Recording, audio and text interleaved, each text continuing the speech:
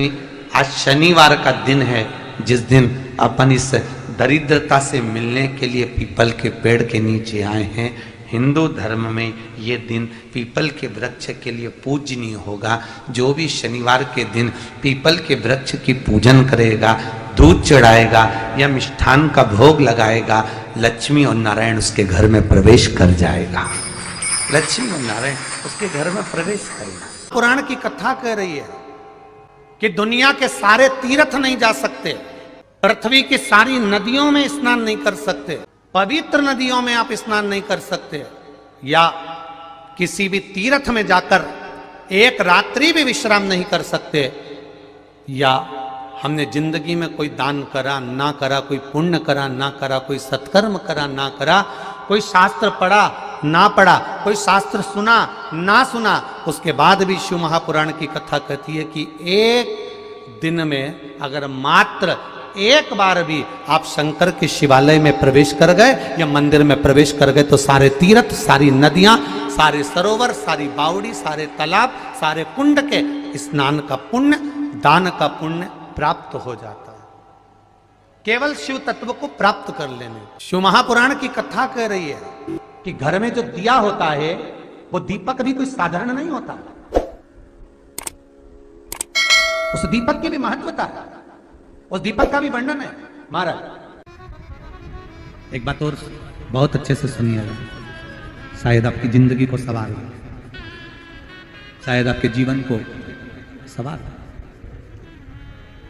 मेरी जीजियों, मेरे जीजाओं, मेरी बेटियों, बेटाओं, कभी मौका लगे शंकर भगवान के शिवलिंग के पास में आप बैठे हैं। यहां तक शास्त्र कहता है कि घर में अगर किसी को बहुत तेज बुखार आ गया है, बहुत तेज बुखार, और बच्चा उस बुखार में तप रहा है, बहुत तप रहा है, महाराज तुम जिस दिए में भगवान की आरती उतारते हो, जिस दिए से तुम भगवान की पूजन करते हो, कभी मौका लगा और आप पूजन करने के लिए गए,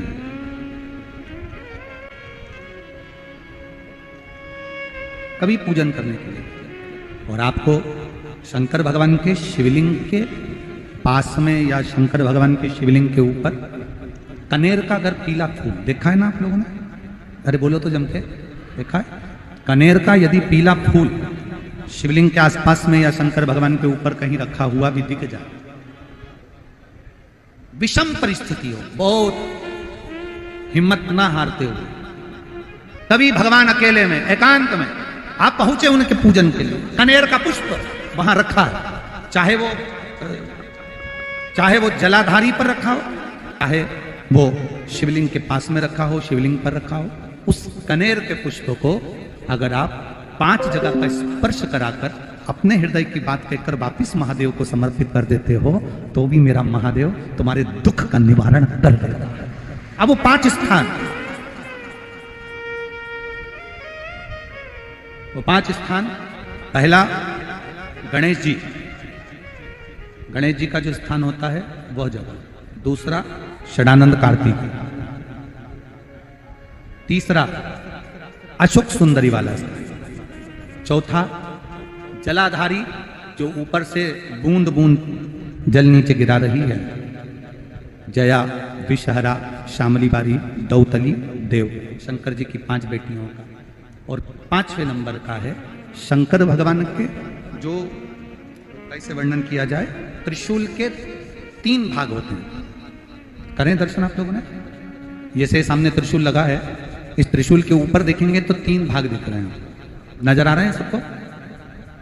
त्रिशूल का जो 3 भाग होता है, उस 3 भाग का जहां ज्वाइंट होता है, जहां मिलता है, एक जगह पर देखो तीनों भाग एक जगह पर मिले हुए, 3 भाग का जहां मिलन होता है, पंचम स्थान, ये 5वां स्थान, यहां पर स्पर्श कराकर शिवलिंग पर अपनी कामना कर कर श्री शिवाय नमस्तुभ्यम कहकर बाबा से अपने मन की बात कहकर जो समर्पित कर देता है, हम 3 महीना भी नहीं कहेंगे, हम तो कहेंगे अगर ज्यादा दुख है 3 दिन इंतजार करना, मेरा बाबा उस दुख को मिटाएगा। 3 महीना बहुत दूर, पर करना है दिल से। और कई तरह के दीपक होते हैं, दीपक का भी विधान वर्णन किया गया, उस दिए का भी वर्णन किया गया। यहां तक शास्त्र कहता है कि घर में अगर किसी को बहुत तेज बुखार आ गया है, बहुत तेज बुखार, और बच्चा उस बुखार में तप रहा है, बहुत तप रहा है, मारा, तुम जिस दिए में भगवान की आरती उतारते हो, जिस दिए से तुम भगवान की पूजन करते हो, उस दिए की बत्ती को नीचे डाल दीजिए और उस दिए को पानी की बाल्टी में धो दीजिए। कौन सी बाल्टी में? जिस बाल्टी के पानी से आप बच्चे को स्नान करा सको। मारा, केवल भगवान पर से ले जाकर, पास में से ले जाकर उस बाल्टी में थोड़ी देर डाल दो और उस बाल्टी के पानी से उस बच्चे को स्नान करा दीजिए। 15 से 20 मिनट, आधा घंटा लगेगा बच्चे का। बड़ी बेचैन दिख रही हो तुम, क्या बात है? पार्वती जी कहती है, देवव्रत, कश्मीर प्रदेश का एक भक्त देवव्रत बेलपत्री के वृक्ष के नीचे बैठकर आपका मंत्र जाप कर रहा। मैं आपको जगाना नहीं चाहती थी, पर बेलपत्री के वृक्ष के नीचे लक्ष्मी झाड़ू लगाती है, सरस्वती वीणा बजाती है, इंद्राणी उस बेलपत्री के वृक्ष के नीचे जल का सींचन करती है, 33 कोटि देवी देवता उस बेलपत्री के वृक्ष की जड़ में विराजमान होते हैं।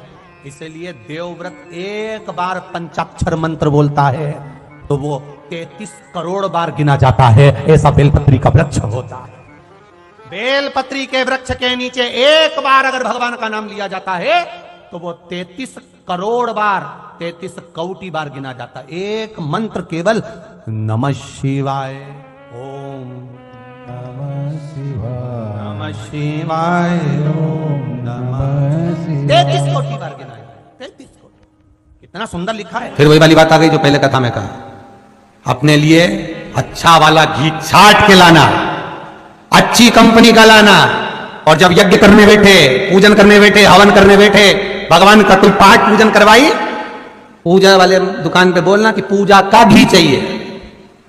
तो वो पूजा का सामान बेचने वाला भी चतुर था, उसने पूजा का ही घी दिया। तो इन्होंने पूछा, भैया ये घी कितने का? तो क्या 80 रुपए का? तो 80 रुपए का आधा किलो?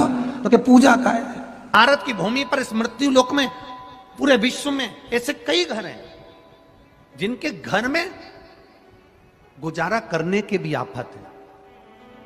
पहनने के कपड़े नहीं, किसी के यहां पर भोजन नहीं, किसी के यहां जमीन नहीं, किसी के यहां दुकान नहीं, कोई कोई पूरी जिंदगी किराए के मकान में निकाल देता है। नहीं, मेरा एक निवेदन है, इस कथा को जितने छत्रपति संभाजी नगर के श्रोता भाई बहन श्रवण कर रहे हैं उनसे निवेदन करूंगा, आप हाथ का ठेला लगा रहे हो, सब्जी का ठेला लगा रहे हो, फल का ठेला लगा रहे हो, धक्के की जिंदगी जी रहे हो, दरवाजे पर बैठे हो, कहीं ना कहीं तुम दास्य भाव की जिंदगी जी रहे हो, तकलीफ में जिंदगी जी रहे हो, बहुत दुख की जिंदगी जी रहे हो, बहुत कष्ट की जिंदगी जी रहे हो, उनसे केवल निवेदन करूंगा, 3 महीने 2 जगह पर जल चढ़ाना प्रारंभ कर दीजिए, केवल 3 महीने। एक शंकर भगवान के शिवलिंग पर, दूसरा बेलपत्री के पेड़ के नीचे, 2 जगह पर जल चढ़ाना 3 महीने लगातार चालू कर दो, बाबा तुम्हारा हाथ पकड़कर तुम्हें उन्नति की सीढ़ी पर चढ़ा देगा।